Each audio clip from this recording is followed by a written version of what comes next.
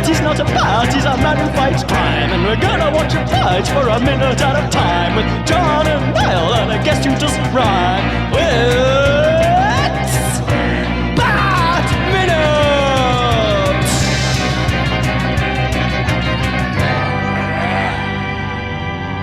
Attention, citizens of fair Gotham, and welcome once again to Bat Minute of the Phantasm, the show that swarms the airways 3 days a week.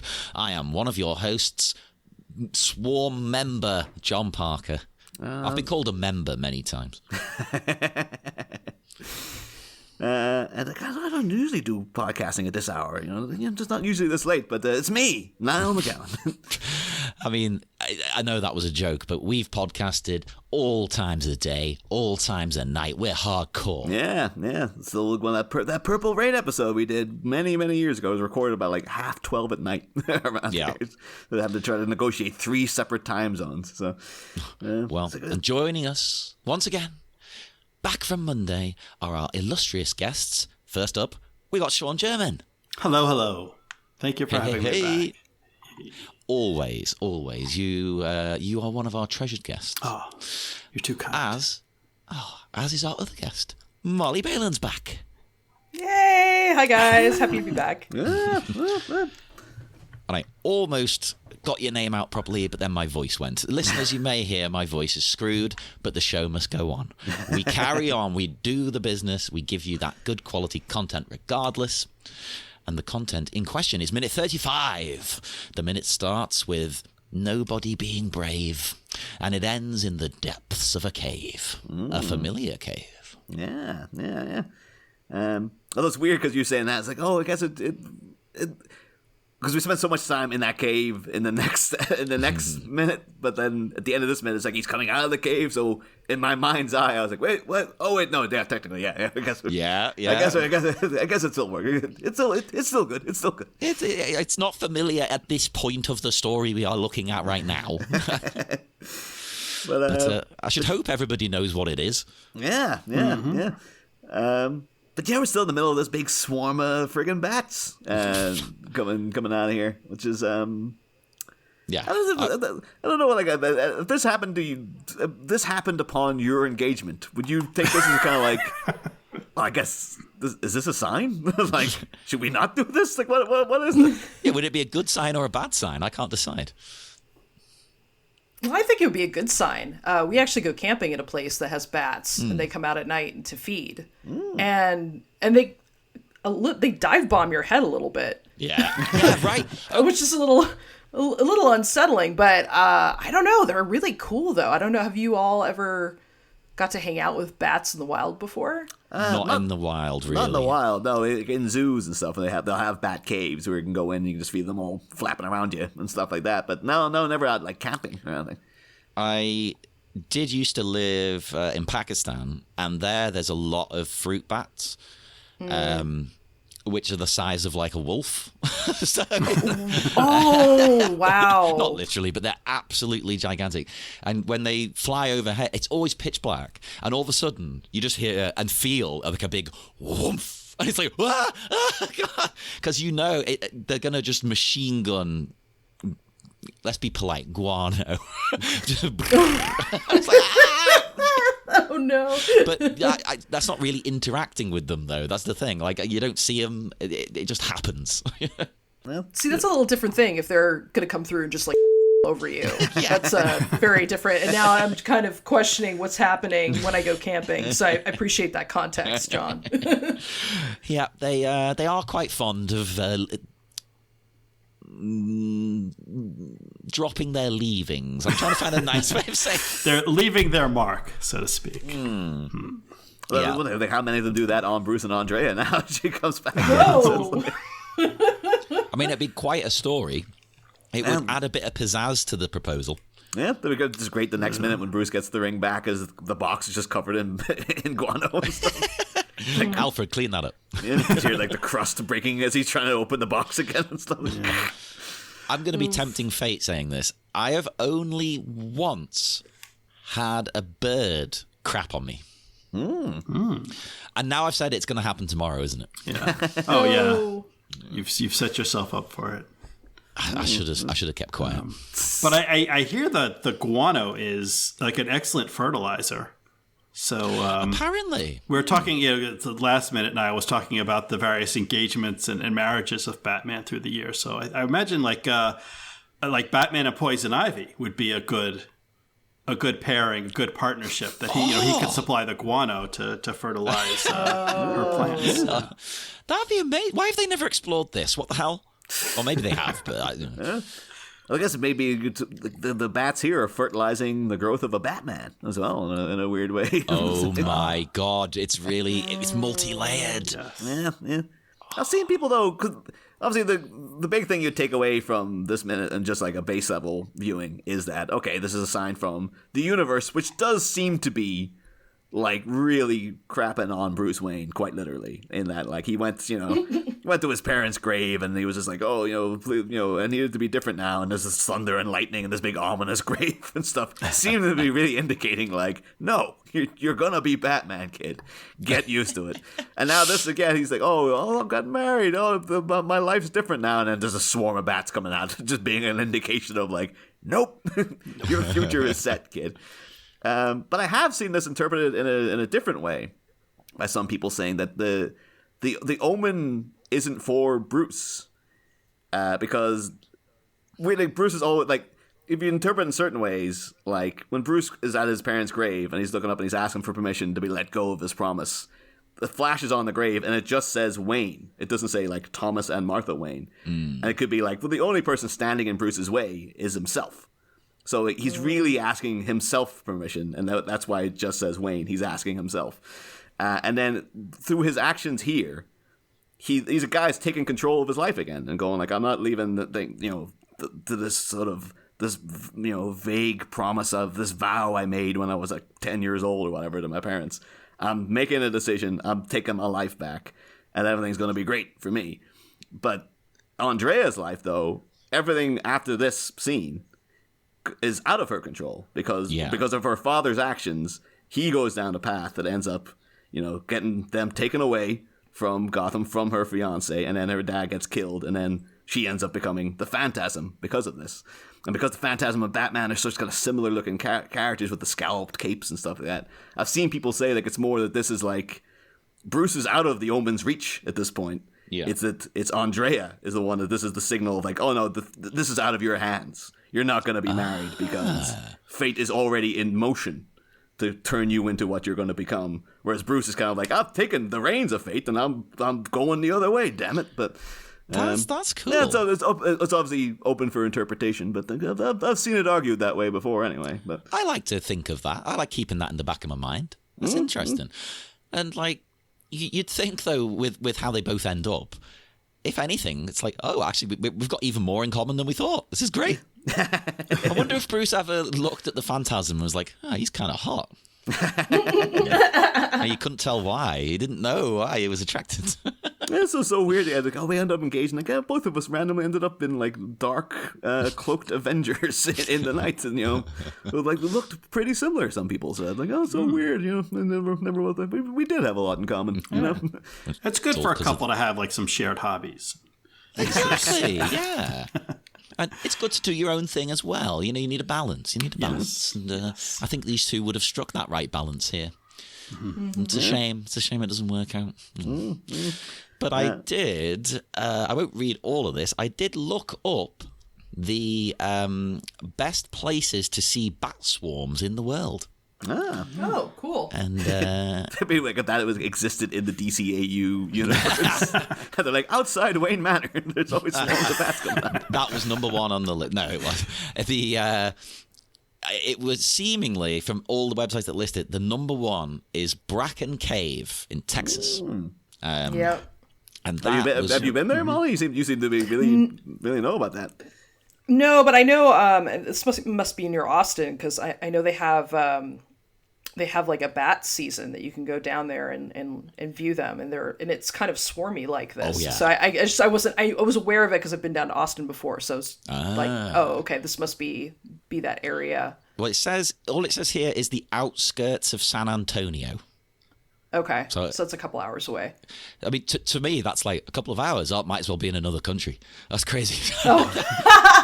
That's what England's like. It's like, you want me to drive half an hour to something? No, I'm not doing that. One of my friends had her cousin came up to visit this weekend, and I was like, "Oh, how long was the drive?" It's like 5 hours. Like 5 hours? You crazy? Why would you do that to yourself? Yeah, it's long. That's really long.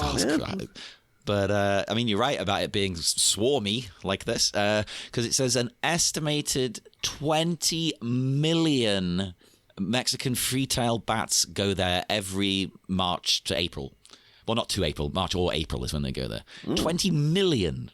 I thought that was insane. And they fly 1,000 miles. You imagine how much fertilization you would get done out there with all that going on? Just Batman's popping up all over the place. Oh, my.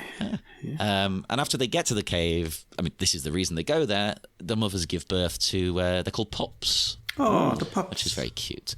And Aw. and they once discovered 500 pups clinging to a 1 square foot of the cave. So 500 on 1 square foot. That's insane. It keeps them warm, basically, is the idea. But in good news as well, the city of San Antonio. Good news, everyone. Good news, everyone. The city of San Antonio, a local developer and conservation groups, they all got together and reached an agreement to ensure that human development would not encroach on the bats, and that they're going to be kept as they are. Nothing's going to change. The sky near the cave is going to remain dark and everything. You know, they're not going to pollute the air with a awful light, which will screw bats up. So it's very nice. It's got a good story at the end of it, which makes a nice change. That's swell. Because you've got to protect these, you know. If I were to ever get engaged myself, I wouldn't mind taking a trip out to Bracken Cave and just getting on my pink sweater, with my white shirt underneath. If you're ever going to ask someone to marry you, Niall, you've got to do this whole thing. Come on. Yeah. What do you say? You'll have me out of sight with like a box of bats ready to release them. Or just in the Bracken Cave with like a stick, just like, come on, get out, everybody. Prodding the car. You're ruining the proposal. Yeah. But so the thing is, though, like we mentioned before, like in the lead up to this, that like the whole thing of Bruce, you know, in other bat lore, is that like the bat it becomes a symbol like when it flies in through his window, or he gets the idea from like when he fell in the well when he was a kid, all this kind of stuff. And this one is mega. The DCAU Bruce Wayne had no affiliation with bats whatsoever. They made a point of the bat didn't fly in through his window. They had a little kind of nod to it in an earlier scene, but they didn't do it. And so we had to take it then that he remembers this incident, I guess, of like, yeah, I got engaged, and then these bats swarmed up out of the ground, and then that engagement got broke off, and it completely destroyed the one chance of happiness I thought I had left. Was completely wrecked. And so from that, he's like, well, he associates that in his mind, I guess, with bats. Yeah. And so that inspires him to be like, yes, I'm going to be Batman. That's where the motif is going to come from now. It's a bit more of a stretch. It's a bit more like sort of like, it's like he's doubling up, kind of like, well, it wasn't just the parent's death this time. It's also the pain of like, I guess he's... You know, he's like, remembering that like this omen was like, you can never get out of this vow. Like this was a sign that you're forever destined to be this vigilante. And so he's like, well, I'm taking on the mantle of the bat because that was the sign the world, either my dead parents or the universe was giving me, was through, you know, when I got engaged, instantly a freaking swarm of bats just came out. And like, you know, and then I should have known. I should have known right then and there that things were going to go badly. What if he saw like a groundhog? You've been going out condemning the world to 6 more months of winter or whatever. Although it's weird though, in the novelization they actually have a thing when the bats come out, because here it's like a real thing of just terror. Like even he looks like, holy Christ! Like Bruce himself looks intimidated by these bats. The novelization, Andrea starts freaking out, and Bruce is just like, that's quite a sight, right? Like he's really like, oh wow, look at all the bats. And then she's just like, no, I don't like this. I'm afraid of bats. And he's like, oh. And To be honest, even if you love bats, I think standing that close to a swarm of them would be a bit scary. Yeah.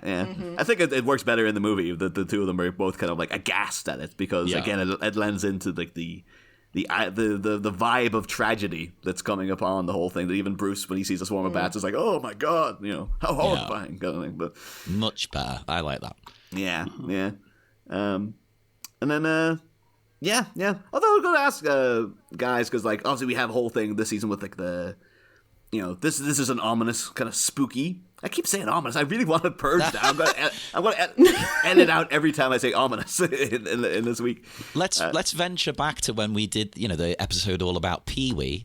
We can have a word of the week starting here in our 5th season.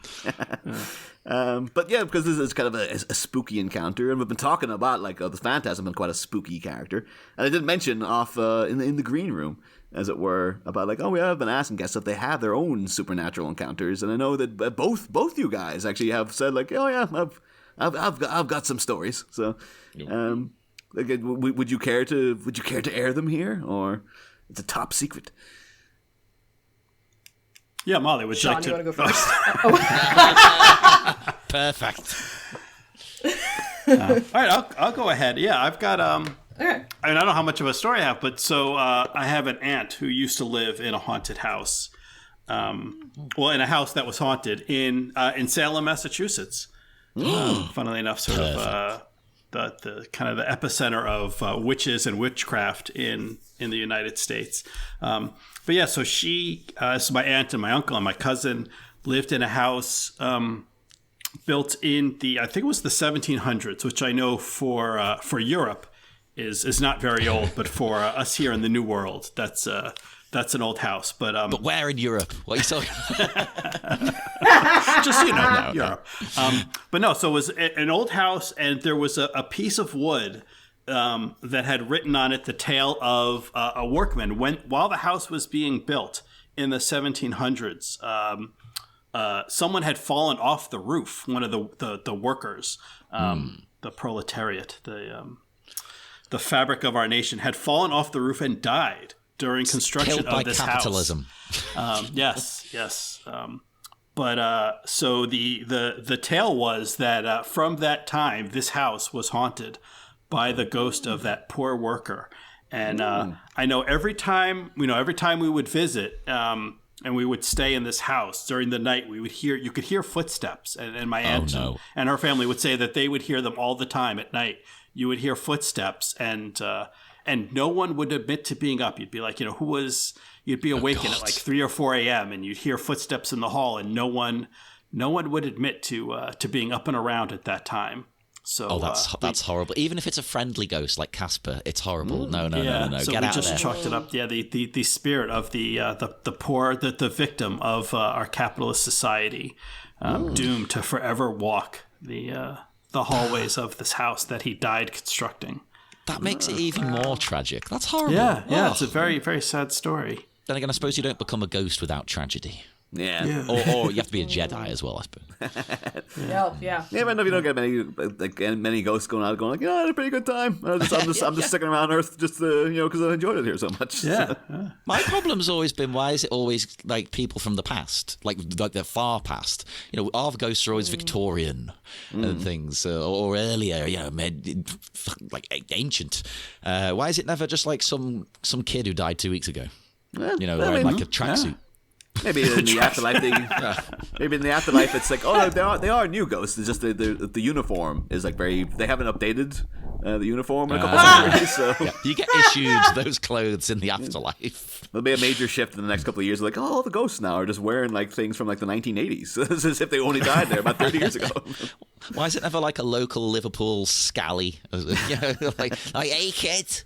I think that would be even more terrifying to me, like the ghost of a scally living in your house. Like, oh God.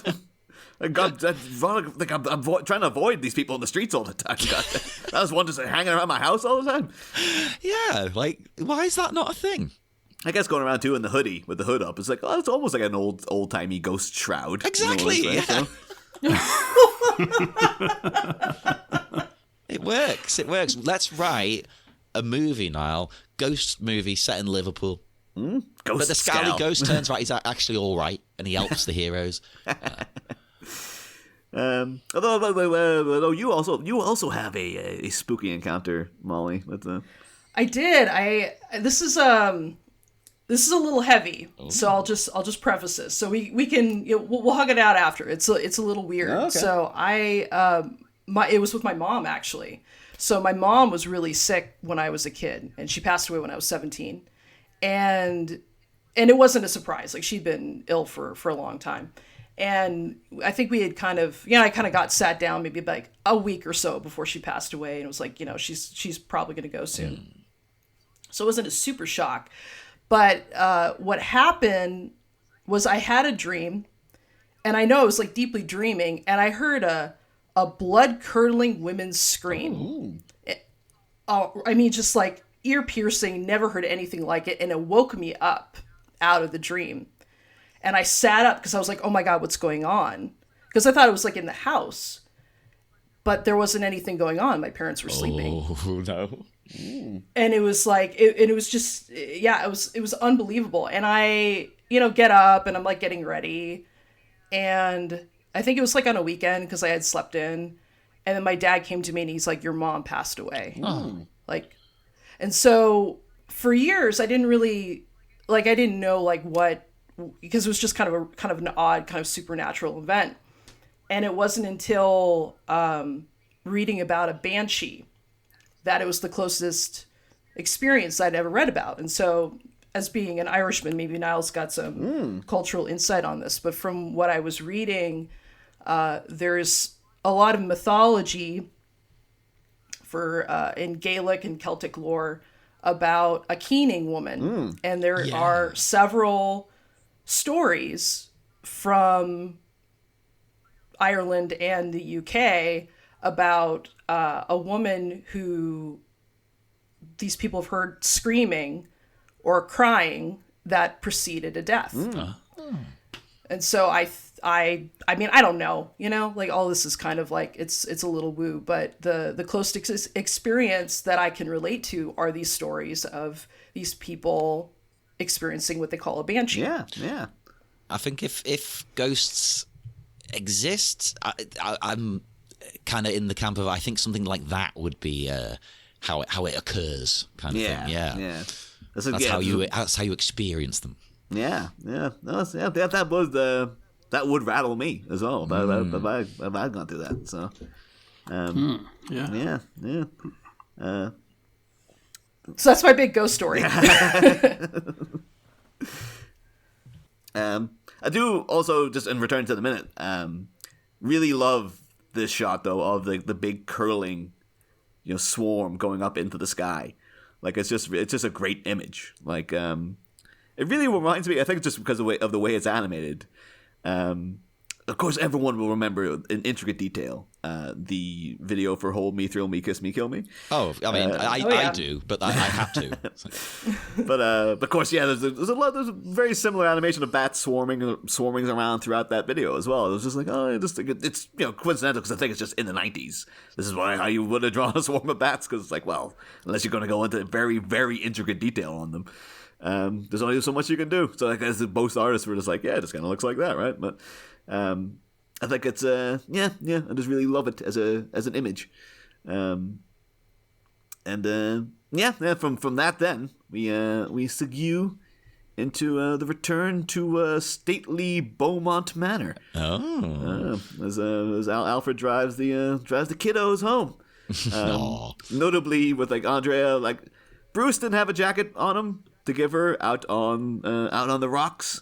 But she's got a jacket around her shoulder now. I'm assuming Alfred had to step up. Oh my God, yeah. Alfred's like, sir, she's freezing. What are you doing? For the love of God, Master Bruce. Well, he's wearing two shirts too. It's like, can't you take off your mauve sweater and hook her up? Come on, bro. No, her hair's too big. You just stretch out the neckline. I can't. Oh. Hey, you know what? some people might go, oh no, but that's very old-fashioned. No, I don't care. It's another human being who's not wearing much. Just be nice. Some old-fashioned things are still good. It's nice to be nice and polite and look after other people. Well, that's why it has to be. This is Alfred's tailcoat. That's like he's in his driving uniform, so he's just like, oh, well, you could by all means, miss, take the coat for the love of God. Is your neck cold? You can wear my bow tie as well if you like. I like it how they're heading to see her dad, but he's currently got company.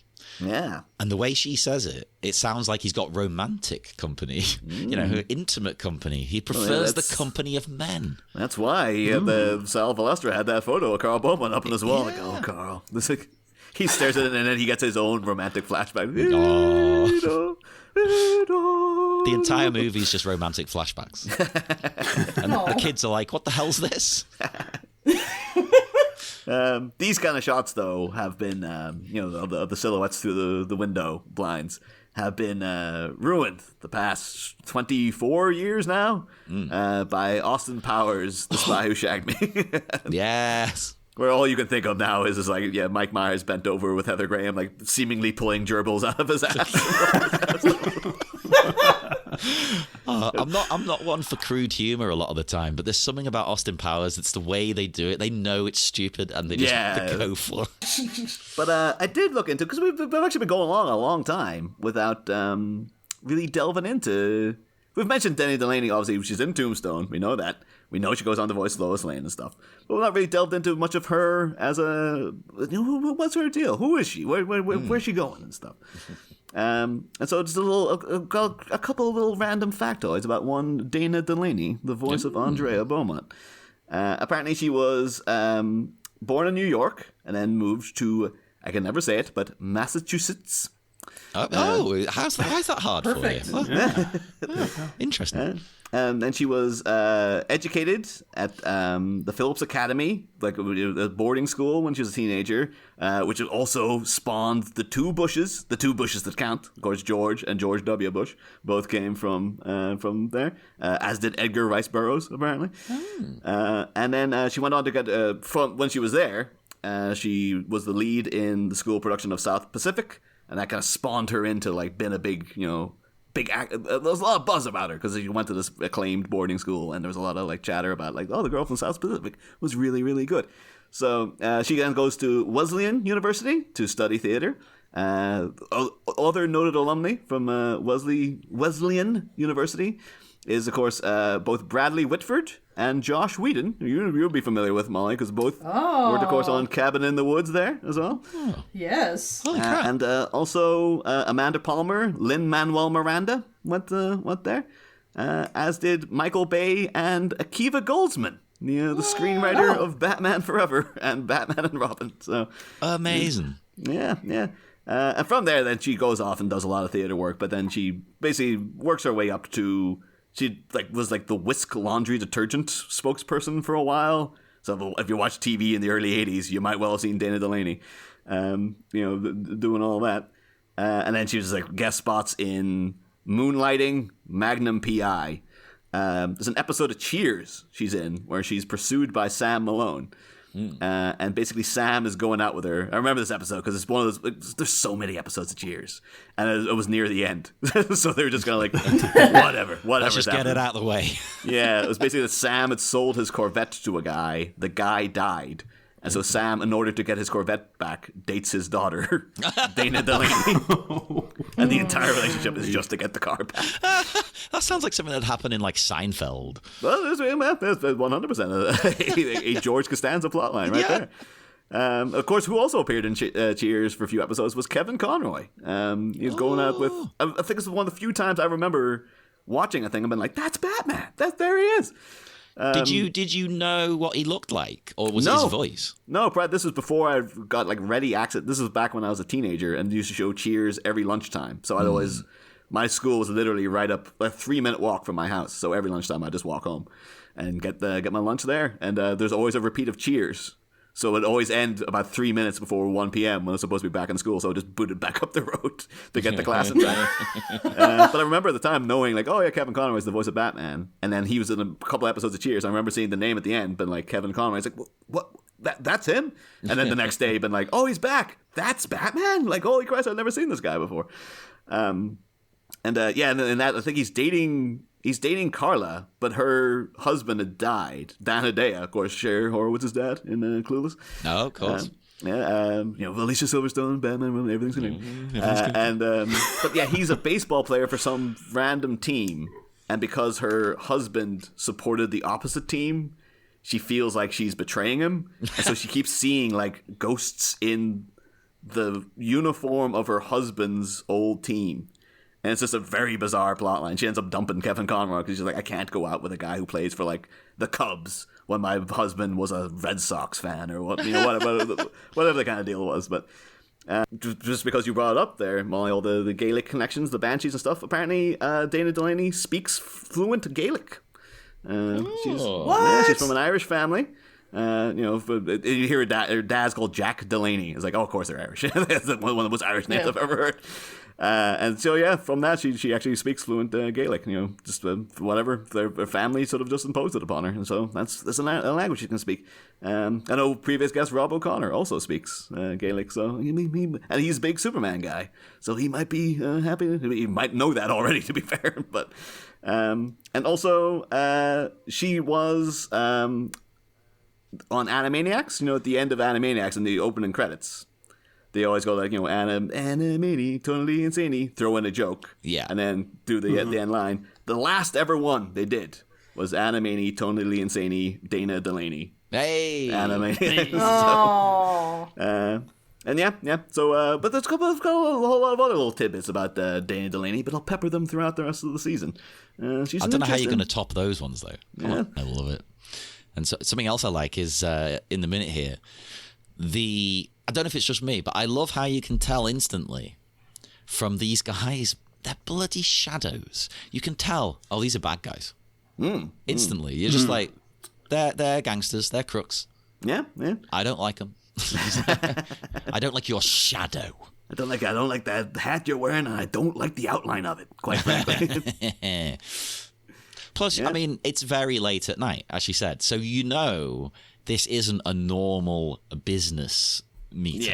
Yeah. We get what he's up to. We know where he's got his. There's everything in the body. Like he's bent over a desk, sort of. His hands are gestating wildly, like he's pleading with them, and they're just standing there and still wearing heavy overcoats and their hats with their hands in pockets, just hovering over him. It's very much like a sign of intimidation and stuff. It's like, yeah, it's good animation because it's conveying a lot without needing to say anything, really. So yeah, I always love stuff like that. There's no need for just explanatory dialogue every 5 seconds. I really like that. And I suppose then we get, Andrea and her bullet bra suggest leaving the good news of the marriage until tomorrow. Which, it might be best if he's busy and whatnot. They come in the middle of like Sal Valestra popping the champagne for them and stuff. That's great news, kid. There really are so many red flags in this relationship in general, though. Like, oh, I found my future fiance begging his dead parents for permission to go out with me. And then going like, yeah, I came back to my future fiance's house and there was gangsters there basically pressing her father for money and stuff. And I didn't think, that's weird. I guess that's normal in Gotham. Yeah. The one interaction in this minute, though, does, I guess, rile Bruce a little bit, but the suspiciously familiar-looking fellow. Yeah. That's a good question for you guys, actually, because I'm very curious to get this from people who kind of fresh to the movie.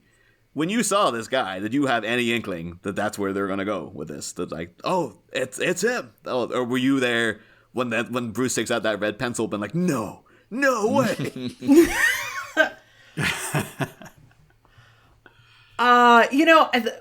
In watching it, I was like, God, that pointy nose looks a lot like the Joker. That was my thought when I first saw him. And it panned out. But I guess they did enough visually that there was enough connection there for me to be kind of like, I wonder, But, yeah, did you guys also have that same kind of reaction from him? I had no idea. I didn't pick up on that at all until I kind of put it together at the same time Bruce does. I'm the same. Again, because, Niall, you grew up watching this.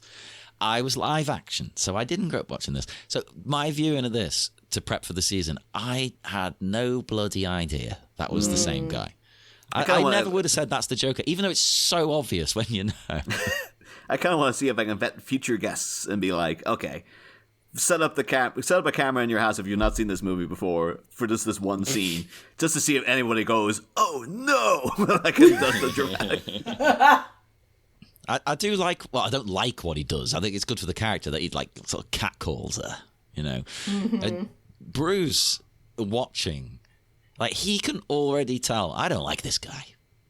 You can see it in the way they've animated, like his eyes. He gives him like a little side eye, and he's like, "This piece of crap." That's a great shot. As like after Andre's walking in, there's just a shot of the tall man, as he's referred to in the script, him smoking, looking at Andrea, and Bruce kind of like hanging out of the car in the background, looking at him. And it is a real like, oh, that's past Batman and Joker interacting without knowing that they're interacting and stuff. Yeah. It's just, and they do enough with his face, the Joker's face, to be like, oh, you can kind of see it, but you also like he looks very different as well. It's very. Well, he looks like a clown. If only someone could take a red pencil to those lips, and then we clean some things up around here. I think. But he's yeah. I do have to wonder though, is that Hamill doing the growl? Did they get him? They're like, all right, Mark, we need you to do like a do your sexiest growl, Mark. Yeah. If that is him, I mean, he'd woo me. No, he wouldn't. Right? Has anyone ever catcalled and got a positive response? It's inherently a bit aggressive, isn't it? Yeah. I don't know the mentality. I never understood the mentality behind it. It's also just again, it's very indicative of the character he'll become, because what the Joker is just like, he's an instigator, he's a troublemaker, he's a guy he just stirs the pot and rattles the cages and just does things for the sake of doing them. So yeah, just like sleazing on a lady as she's on her way in the door, and then flicking a cigarette at a rich guy's car just for like, why not? Like, I got my kicks, and that's all that matters. Now, on one hand, I love that you worded it that way, because I hated that he, you're supposed to hate it. I hated that he flicked the cigarette. I was like, you disrespectful piece of crap. But now you've pointed out he's flicking it at a billionaire's car. I'm like, well, okay. Yeah. I love that. Oh my God. I'd do the same. Okay. You could have, there's many ways you can interpret it in terms of like, because the Joker, as a character in general, has like a very inflated ego. He's a real like narcissistic, vain guy. And so to see like, a billionaire coming in with his stunning fiance that like would never look twice at Jack Napier, him flicking the cigarette could be like a little act of jealousy, been like, you asshole, like, like I have you might have it all, but I have no respect for you. It could just be he's just doing it for like just to see what happens, just to be like, that's right, or again just to be like, you have everything in the world, asshole, but like you don't mean to me, basically. There's a lot of I would have loved though if this had actually been the first full-blown confrontation between Batman and the Joker, where like the car screeches to a halt and he's like, what'd you just do, asshole? It's just the two of them come to fisticuffs outside Andrea's house, and like that's why she leaves Bruce Wayne, because she's just like, you know what, he really wailed on one of my dad's friends outside his house one time. Well, that's all it was. Like, I don't know if I can be with someone who does that. That's pretty crazy. And Jack Napier just be like, I didn't mean to hit the car. I swear to God, I was just flicking the cigarette away. So, I'm so sorry, man. But yeah, just wrecks his whole face. And then he's just like, well, I've got nothing left now but to turn to a life of crime, I guess. It does seem like, to me, it seemed like a bit of like, I don't know, the continuity doesn't line up. It seems like he is just sort of lazily tossing the cigarette, and then suddenly we cut to the car driving away, and it's like forcefully like a missile hitting the side of the car. And I'm like, is that the same cigarette? It doesn't seem like he threw it that hard at all when he flicked it. Yeah, unless he's super strong. He can't help himself. I'm actually flicking through the minute. If you have the minute up, if you guys pause in like second 47. I wish I got a screenshot of this. Is that the look on Bruce's face? Yeah, as the cigarette hits the car, he has a look of like, go. Like, that's a split second. I'm like, holy shit! He can't believe the cigarette. He can't believe this person would have the nerve, the gall, the gumption. And you just know as soon as they get back to the mansion, like Alfred is like, anything else this evening, sir? And he's like, well, you've got to go polish the car now. Like, no sleep for Alfred. Yeah, I just f***ed up the clear coat on the rolls. Like, you got to get out there and like sort that out. Well, and when you're a billionaire like that, you would be really precious about it. No, I want this to look perfect. Like, I just got it out of the factory. Yeah. You've got to fix I want this. that buff with a fine chamois. Yeah. Oh, yeah. Although we say about like, oh, Bruce got nothing beating up Jack Napier, it might have been Alfred. Like, what? You know how long I spent on that door, you little. Just beating him with like an umbrella. Yeah, I was actually thinking umbrella as well. It was like taking it out of the boot. Come here, you rapscallion. Yeah, I love that. Yeah, Bruce is just like, no, he's a small time hood. Don't worry about it, and and then Alfred's like, that's the true origin story of the Joker. That Alfred goes after this guy because he's the one who spends all the time cleaning this car. Beats him with the umbrella and then goes back to the car. And he's from England. He goes and gets a cricket bat out of the car. That's why the Joker's always a little antsy around the Penguin because he just sees the umbrella. And he's like, oh, bad memories. Man. Someone needs to write this story. Come on. This is a much more interesting and different and adventurous origin story right there. Although I'll say too, Sean, you're saying like it seems the continuity's weird and that he's casually flicking a cigarette and it seems to hit the car with force. I think it's probably just because this is Bruce's memory. So he probably was just flicking it away, and then Bruce is like, "Oh no, he threw it at the car! Don't you remember?" He came up and he like scrunched it into the side of the handle with his hands. It's like, I don't recall that happening, Master Wayne. No, but yeah. So a true rivalry is born that moment without them even knowing. And then we cut back to the crack.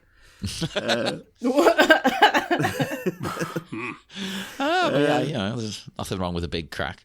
I was thinking though, because Bruce awkwardly having to climb up this ladder. I can imagine him like there's a deleted scene of him being like, if only I had like a thing I could like shoot up with one hand, and it was like a hook that could like grapple the top of the ladder, and then I'd just press a button and it would zoom me up. That'd be something. Alfred, and Alfred would like, yes, whatever. So. This could have been the origin of. You have to explain all of these things. That's the thing. Every prequel should over-explain every single aspect of everything. So. That's how they're successful, right? Yeah. That's why you have to go into how he invented the batarangs, how he invented the grappling hook. I need to see it in painstaking detail. Yeah, why the belt looks that. Although we'll get into the belt actually in the next minute, but. After all, for years, every single person was sitting around going, why is he called Han Solo? Everyone who saw Star Wars wanted to know why that was his name. Yeah, where did he get that gun? That gun, I assumed it was just one of many guns that he owned. Yeah. But yeah. I mean, like, I'm all noted out for minute 35. Does anyone else have any parting shots for minute 35? That's me noted out again. Yeah, I'm good. I've said my. But on that note, we will head off into the dark night. So do join us again on Friday for the conclusion of the week here at Bat Minute of the Phantasm. Next time, descent into mystery. A despondent major domo indicates something's very wrong as he delivers to his dependent a devastating "Dear John." Andrea's dismissal directs Bruce down a dark path that will forever dominate his destiny, leaving us to discuss the shadow of a man staring down a new identity. Don't forget about us on Friday, folks. Same Bat Pod, different Bat Minute. Must have up, dear fit,